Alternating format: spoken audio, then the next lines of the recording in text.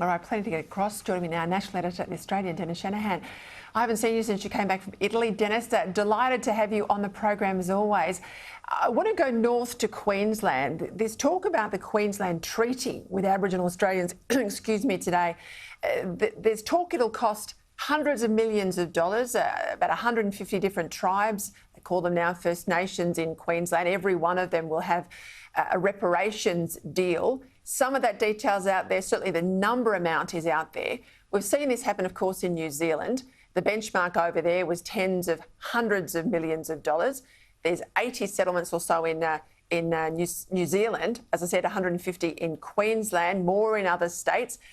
We're not even getting to the voice. There'll be supplementary deals at a Commonwealth level. Supposing the voice gets up at the end of the year, there'll be the truth-telling and everything that comes from that. Surely this sort of information, this sort of detail coming out that's a lot more concrete than we're getting from the Prime Minister will cause people to maybe think twice about what a vote for the voice actually means in practice.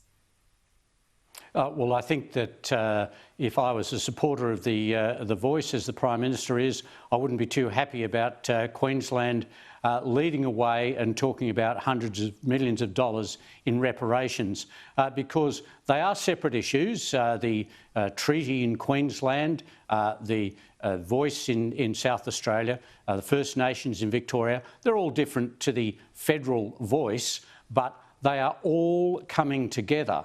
And what we're seeing is that Queensland is saying that they will be the benchmark for negotiations on a treaty and on reparations. Now, reparations has always been a big sticking point with people. They are suspicious that the voice is all about reparations. And when they see Queensland ministers talking about hundreds of millions of dollars just in Queensland, and with 150 various groups in Queensland.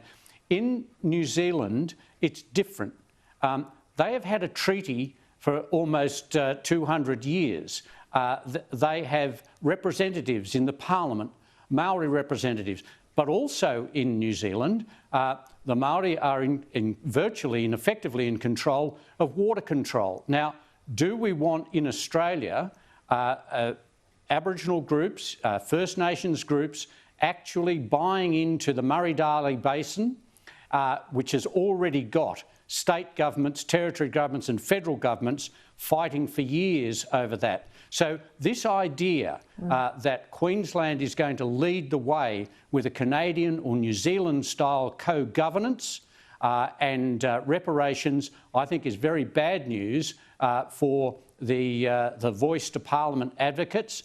And we've seen this week the parliamentary committee, of course, dominated by Labor, saying that executive government must be included so that the whole new chapter of the Constitution, if the referendum passes, will deal with executive government in exactly the way from day-to-day decisions from the Barrier Reef to the Reserve Bank.